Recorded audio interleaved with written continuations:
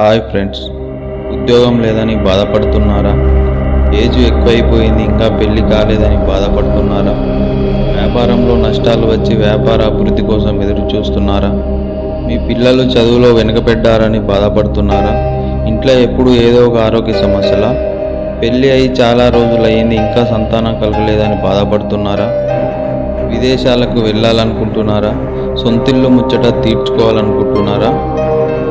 ఇలా సమస్య ఏదైనా పరిష్కారం ఒకటే. మరి ఆ పరిష్కారం ఏంటో మనం ఈ వీడియోలో తెలుసుకుందాం. ముందుగా మన ఛానల్ని ఎవరైనా కొత్త వాళ్ళు చూసి సబ్స్క్రైబ్ చేసుకోండి. అలాగే వీడియో నచ్చితే లైక్ చేయండి.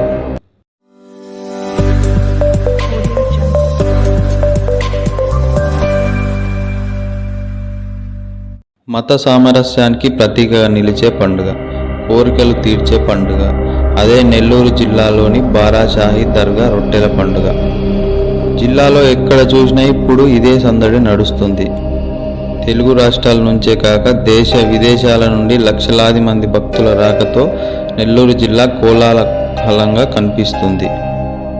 మొదట్లో ఒక్కరోజుకే పరిమితమైన ఈ పండుగ ఇప్పుడు 5 రోజుల ఉత్సవంగా మారింది. ఈ వేడుకలలో పాల్గొంటే కోరిన కోరికలు ఖచ్చితంగా నెరవేరుతాయనే విశ్వాసం బలపడటమే ఇందుకు కారణం.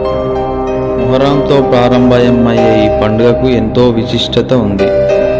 కోరికలు తీరిన వారు రొట్టెలు వదులుతుంటే కోరికలు కోరిన వారు ఆ రొట్టెలను స్వీకరిస్తుంటారు.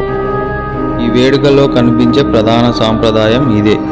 వందల సంవత్సరాల చరిత్ర కలిగిన ఈ ఉత్సవంతో ప్రస్తుతం నెల్లూరు జిల్లా కొత్త హంగులతో మెరిసిపోతుంది. అసలు ఈ రొట్టెల పండుగలో ఎన్ని రకాల రొట్టెలు ఉన్నాయో మీకు తెలుసా? ఆ లిస్టు చాలా పెద్దది. ఆ రొట్టెలు ఏమిటంటే ధనం రొట్టె, చదువు రొట్టె, భాగ్య రొట్టె, ఆరోగ్య రొట్టె, ఉద్యోగ రొట్టె, పెళ్లి రొట్టె, సంతాన రొట్టె, వ్యాపార అభివృద్ధి రొట్టె, సౌభాగ్య రొట్టె.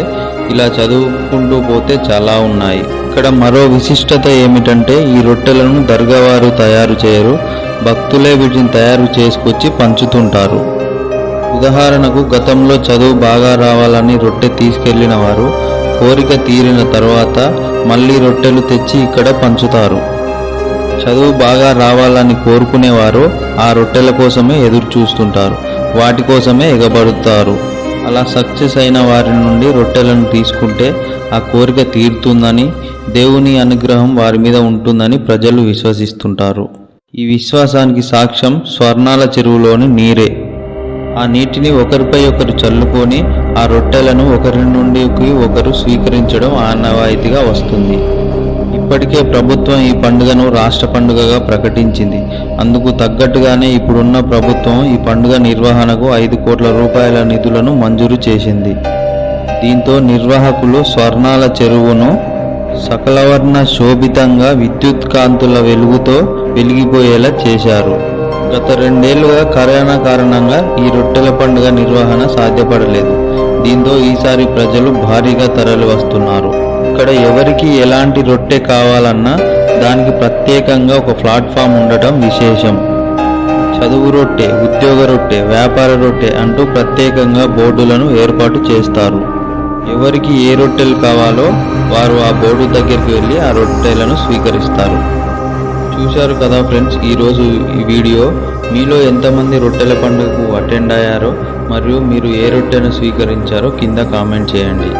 ఈ వీడియో మీకు నచ్చినట్లయితే లైక్ చేయండి, షేర్ చేయండి, అలాగే సబ్స్క్రైబ్ చేసుకోవడం మర్చిపోకండి.